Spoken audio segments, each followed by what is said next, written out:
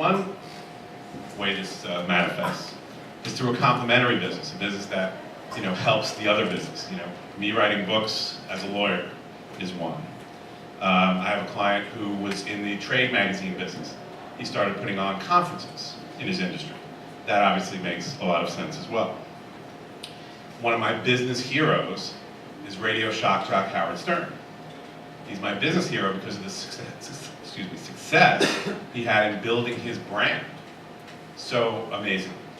And he's just become a host on America's Got Talent and managed to do it in a way that keeps his radio show going and doesn't give up his base. That's very important.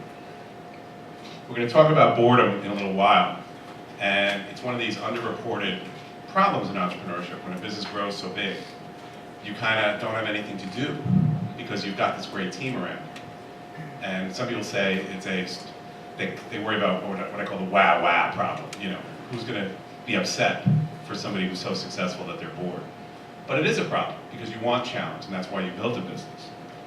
So some guys look for ways to relieve that boredom with a new idea. You just have to know that you're financially set enough to take that risk. Another time it can be okay to take on that new idea is when you've really put in a team below you that know what they're doing, and you can begin to split your time. And of course, if you've got 30 million in the bank and you've got financial success, going and taking 2 million of that towards a new opportunity may make sense.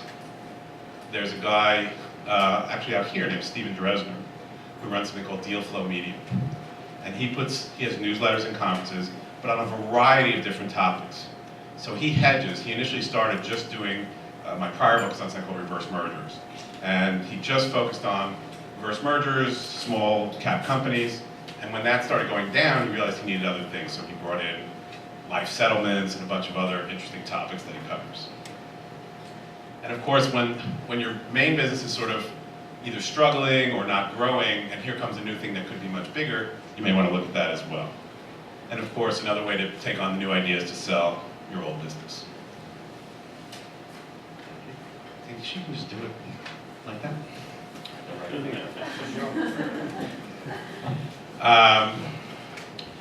So one of the biggest problems in building a business is finding that balance between work and, as they say, life. I believe there's no such thing. You can't call it work-life balance because it implies that there's part of life that isn't work. And that just isn't true anymore. We walk around with these 24/7, and I recently did a life-changing thing when I changed my settings so that when an email or text comes into my phone, nothing happens. There's no vibrate, there's no beep, there's no noise. I check it often, but I check it when I check it. And instead of being Pavlov's dog and having to pull it up every time something happens, that's been good for my psyche. So workaholism is a problem because it's kind of tied to addiction, the whole idea of it. The idea that someone who gets satisfaction out of doing nothing but work becomes a problem because you will eventually have less focus, less efficiency, less productivity, even health problems that can develop. I came out of big law firms where that was kind of encouraged, and the guys who were the workaholics became partners and worked a million hours, but there's no question the work I did at 1 o'clock in the morning was not as good as the work I did at 4 o'clock in the afternoon. And so workaholism has to be treated. So one of the things to deal with it is time shift. So when I started my own practice, I said, if my son's got a 9 o'clock in the morning concert, I'm gonna be there. And if I have to get up at 5 in the morning to work so that I can be there, then I do it. Delegating, of course, very important to find time for yourself. Working from home occasionally can be beneficial as well. The work hard, play hard thing can be problematic. I find that my fun is actually hanging out with my business friends in the evening. And so, that can be a side effect of workaholism. More vacation, but more vacation allowing yourself to work on vacation so that you can do it. So that's kind of more family time. But me time is even separate from family time. And especially if you have kids and whatever, the time you spend with your family is not exactly relaxing. You know, I always call family vacations, you know, they're not relocation, it's just, you know, it's not relaxation, it's just relocation. But your me time gives you a break. And so, for example, if you go on a business trip, plan 3 or 4 hours with absolutely nothing to do. And whether it's go play golf, get a massage, walk around the town, sit by a pool, it can really do wonders for you. Exercise, very, very important. Try to get off your butt. And turn it off. I know a woman entrepreneur, every Friday night she comes home, her husband takes her phone away from her and hides it until Monday morning. And she says, look, my staff knows my home number if there's an emergency, and my clients know that I'm not online during the weekend. And she said, it's been amazing for her.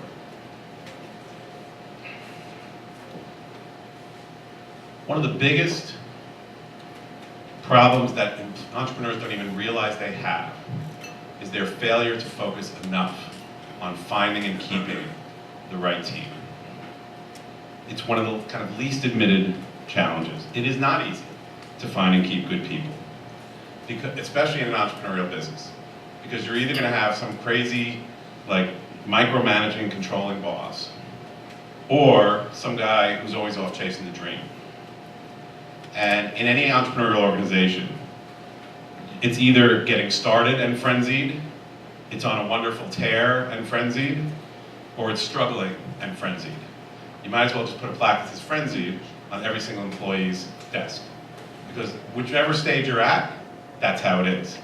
Now how do you find the people who will proudly put the frenzied plaque on their desk and really enjoy it? So one thing entrepreneurs don't do enough of when they're looking to hire is making the process of finding somebody a high priority. Have that first interview, then a second interview, and look inside and ask yourself, what kind of boss am I? And therefore, what kind of employee should I have? If you're looking for people who enjoy the entrepreneurial ride, well, are they going to be a lot like you? Is that a good thing, or should they be different from you? And these are things you have to examine, either with the people that work with you or with outside advisors, lawyers, etc. Because you're building, as we say, a family, especially in a small business. There are a number of issues that, and I write a lot in the book about unique challenges that female entrepreneurs have. And one of them is in hiring, because there are some men who still feel like it's hard to work for a woman, and there are some women who don't like working for other women. And my suggestion to women is to make it, bring it out up front. Ask the question, have you ever worked for a woman? How was it? Did you experience it? And you can tell by body language and other things whether you may have an issue with this person. But I say don't ignore the issue. For millions of years, things were one way until about 40 or 50 years ago, when women began to have significant roles in building businesses, which is awesome. But when I grew up, we had dinner, and after dinner, my sisters and my mother stood up and cleared the table. But when it snowed, I got up at 6 in the morning and shoveled the snow. So we all had roles.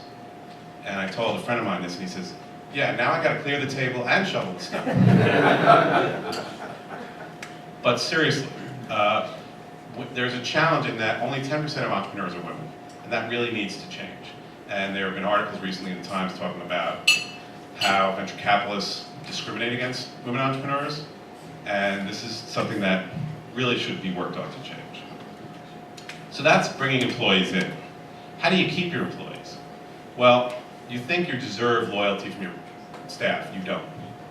You deserve it if you earn it. And the way you earn it is by silly things like, be nice. Don't yell and scream at people. Be positive and constructive in feedback. Listen when your people have issues. Do silly things that don't have to cost money, like we'll wear jeans on Fridays. Or some businesses have, we're going to work 4 days a week during the summer, 10 hours a day. Bagels on Fridays, whatever it is.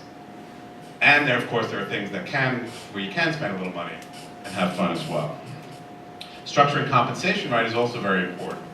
And people think, well, if it's a growing entrepreneurial company, of course we should give everybody some stock ownership somehow. And the answer is not necessarily. Not everybody needs it or wants it. Many of your employees are going to be there for a paycheck, even though it's an entrepreneurial company and so on.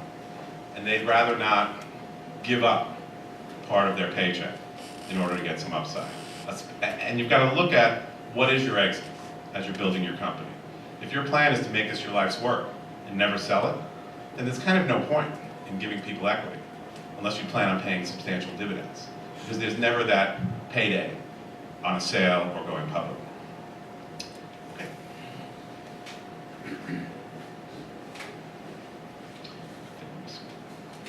Oh, no. So, finding the right partner is another immensely important challenge. That is, if you're going to have one at all. The right partnership can beautifully complement your skills, or it can be enormously difficult. Neil and I probably have, worked on many of what we call corporate divorce, and it is nasty. And going through my own personal divorce right now, I'm telling you, it's even worse than that, or can be. And you want to avoid that, obviously. And too many people don't make the right choices going in and pay for it later. So the first question you want to ask yourself is, do I even need a partner? I mean, wait, I'm starting my own business. I want freedom. I don't want to be answerable to anybody. That's why I'm doing this. And for many people, especially if your makeup is that you are that natural leader that people come to, you are more likely to be able to succeed on your own. If you are alone, it's really important to have good advisors around you. People who can give you the right advice, lawyers, accountants, as you grow, maybe consultants, or even coaches who can work with you to give you objective advice that you can't get from inside your company. So if you do decide to go with a partner, there are really four main types: founding partners, investor partners, rainmaking partners, and worker bee partners. Founding partners, of course, are people who start a business together, and there are challenges with that.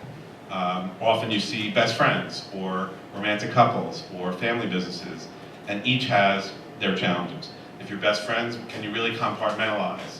I have clients who started a business in their NYU dorm room together and built it to 8 million in sales. And they're still best friends. Does that always happen? No. I had other clients who, they were a romantic couple, and they stopped going out with each other, but they kept the partnership. A year later, she caught him slacking off and surfing bad things on the office computer, and they had a nasty 2-year lawsuit. With family businesses, the key, of course, is succession. And I could probably write a whole other book on the ups and downs and challenges of family businesses, but we'll save that for another day. So the other kind of partners you could have are obviously investors. And I talk a lot in the book about different ways to finance your business, but we'll skip that tonight. The main thing you want to worry about if you're bringing an investor partner is how much power are they going to have over you. There's a great story of a guy I used to work for who was a venture capitalist, and he drove up to one of his portfolio companies' office building and saw in the CEO's parking spot a brand new Mercedes S-Class car.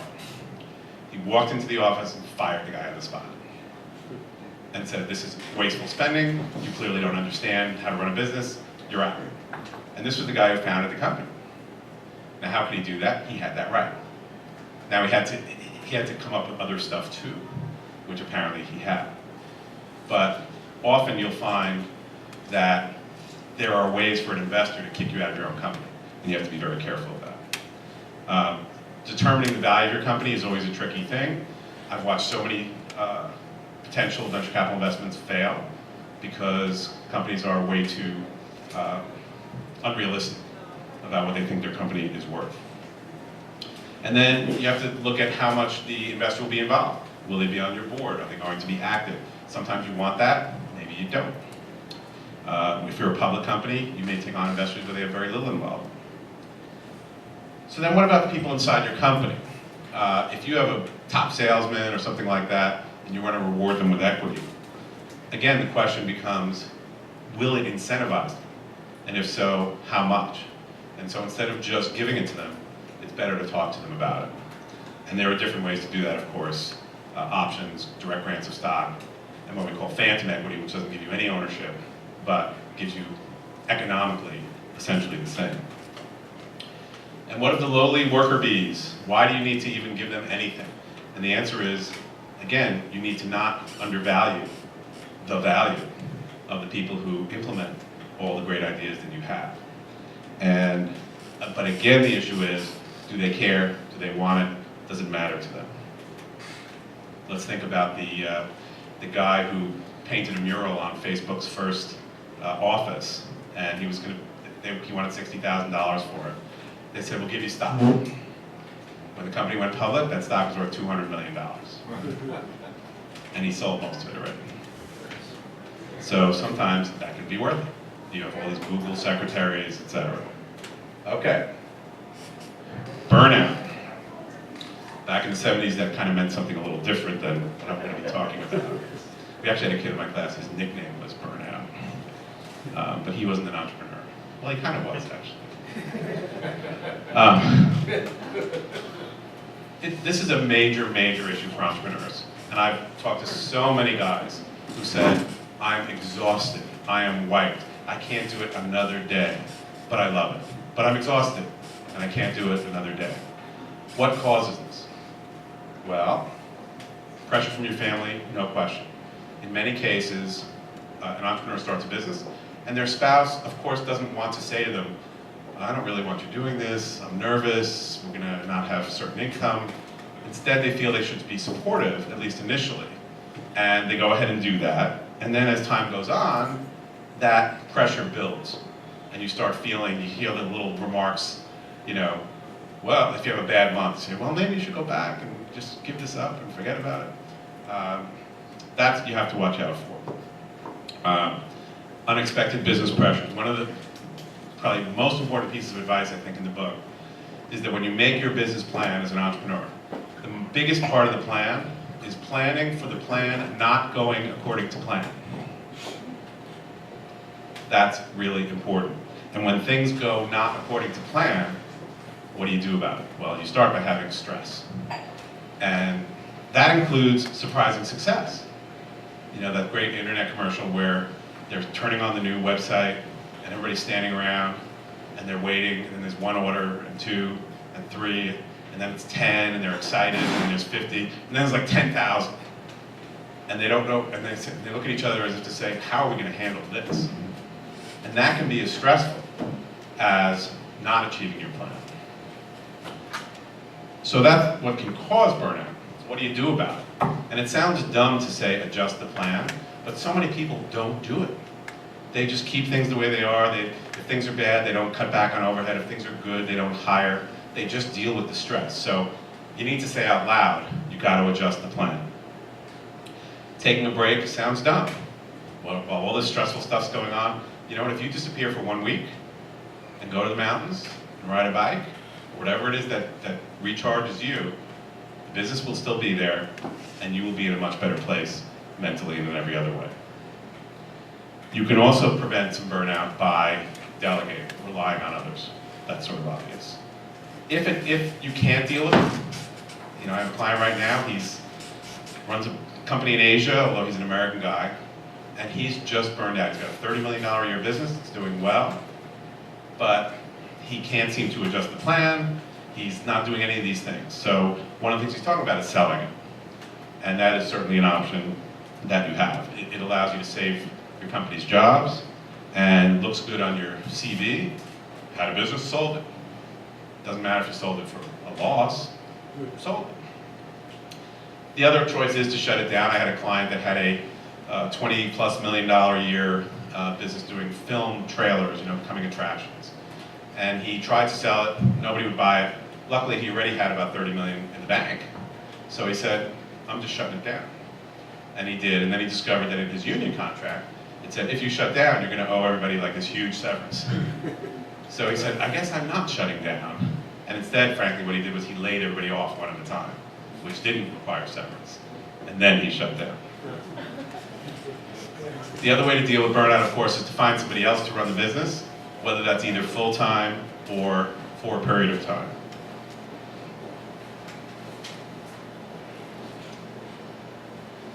So it took more than a few seconds to feel better. Boredom. What causes an entrepreneur to get bored? I have a friend. He was a senior executive of a company that got sold, and he got a very nice payday. And he said, what am I going to do now? So he used the money and he bought a shipping business that was already successful, profitable. The guy was retiring, ready to go to Florida or whatever. He bought him out, and over a period of a couple of years paid him. And they had the trucks, they had the customers, and they just shipped stuff. And he made money. And in the first couple of years, he got used to, the ropes and everything. And after 3 or 4 years, he realized it kind of runs by itself. And he really doesn't need to do much except be there to kind of have, make major decisions. And he was bored. And I would talk to him about how every day I use my brain and how I have a very challenging career. And he's like, I'm jealous. And that's when I said, wow, wow, to him. Because he's taking home all this money with no stress, no effort, and it just rolls in. But he had a problem. His ultimate solution was, he now goes in the office 2 days a week and he's on his boat 3 days a week. That seems to work for him. But you can have a problem of too much growth, where it's a good problem, but where the company grows so much that meetings and bureaucracy and committees and reports suddenly begin to happen.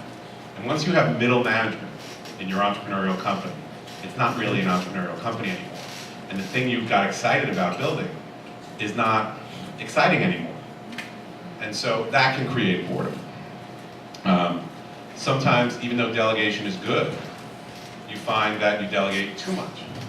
And that leaves you, again, with nothing to do. So, one of the ways you deal with this, of course, you can sell it, you can leave, you can shut down, as we discussed. But think about your personality. Let's think about people who built big businesses and stayed there and been excited. You have a guy like Sandy Weil, who essentially built Citicorp. And for him, it was all about the next deal, the next acquisition. That's what would get him excited. Steve Jobs was all about innovation. His company grew so big, but he lived in that lab where he loved spending time developing new products. Bill Gates spends his day saying, who can I crush next? Now he spends his days in philanthropy, which is wonderful. And you have, Howard Stern, who has built a huge business as well, but he says, I can't rest until everybody on the entire earth is listening to only me and nobody else on the radio. And that's really what drives him every day. And, so the idea of re-engaging if you get bored, finding a part of the business that's of interest to you. There's a great movie, Big, if you remember that, where Tom Hanks plays a 13-year-old kid who is turned into what looks like an adult, and he gets a job at this toy company.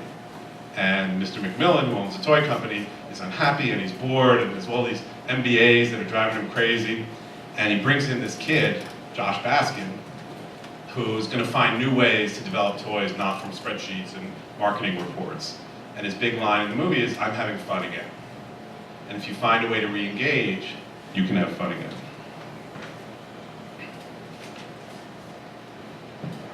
Doing okay. So the way I kind of end the book is to say, where are the biggest challenges? Where are the things that are most likely to kill a business? And I don't think it's a secret to any of us that the number one thing that kills a business is lack of capital. And I've watched it over and over and over again. I'm sure you have too, Neil. I'm sure many of you in the room as well. Frustrating as heck that you can watch a great team with a great idea crash and burn because they just can't get the capital they need. And it can happen for a bunch of different reasons. Sometimes it's completely out of your control. It's just the nature of the capital markets at a particular time, or you're in an industry that isn't hot at the time. We had as much as the venture capitalists are super smart Ivy League MBAs, they have a herd mentality, and they tend to go where everybody else goes. So that's why in the 90s they all just became crazy about the internet.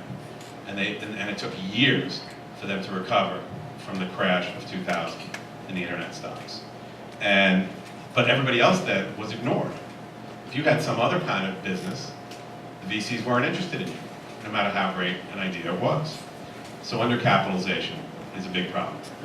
A small example was, I bought a radio station back when I was in law school. I had run Penn's radio station. And we said, we can buy a radio station, we're 23. And so we did, my partner and I. And we even left enough money, and we thought we were gonna have enough, but our legal fees turned out to be a lot more than we expected at the last minute. Now the numbers are small, so they initially told us it would be like 15,000. We even budgeted 25 just to be safe, and they ended up being 75, which for us meant right from day one we were going to be undercapitalized. For which I learned my own lesson as a lawyer, which is to always say to a client, I can't promise you the lowest fee, but I promise you no surprises. And these guys could have told me along the way that the fees were really running up. And I was a kid, no offense. And I should have known and been told that I would have said, hey, let's adjust something, let's change something, or let me go raise more money, which is probably what I would have done. And so we sold that 4 years later at a loss. And I was sort of glad, because I always tell people, you're not a true entrepreneur until you suffer at least one significant setback. And I got mine out of the way early. But undercapitalization, big problem. Bad partner choices. It's one of the biggest reasons businesses fail. It always starts with, I thought, ... I thought he understood that I was really the boss, and he was the second junior partner. Or I thought I was going to be in charge of sales and marketing, but he did it. I thought I was going to be handling all the administrative stuff, and he did it. Or I thought he had certain skills and talents, which it turns out he didn't. So that's one of the greatest laments of business owners, is that they get into bed with the wrong people. And you need to make sure, if you're advising them or if you are an entrepreneur, to spend a lot of time getting to know your partner. One of my pieces of advice is, if you're having problems at the beginning in agreeing on what your deal as partners is going to be, that's probably a sign that things are going to be bad down the road. That doesn't mean that having problems at the beginning means you'll definitely have problems. And if things go great in the beginning, you still could have problems. But when I see two partners fighting over the initial shareholders agreement, that's a bad sign. So keep that in mind. No question that burnout or loss of focus is the other thing that kills so many businesses. And that's why I spent a lot of time in the book talking about finding balance. This is a marathon, not a sprint. You need to have patience. You need to step away. And as hard as it is, when you have a busy life and family and soccer games and all the stuff you've got to do it anyway. Find a way. Say, I'm going to the gym, or I'm taking this trip. Because nobody on their deathbed ever said, I wish I spent more time at the office. And I'll finish it on that, and if anyone has questions, I'm happy to have them.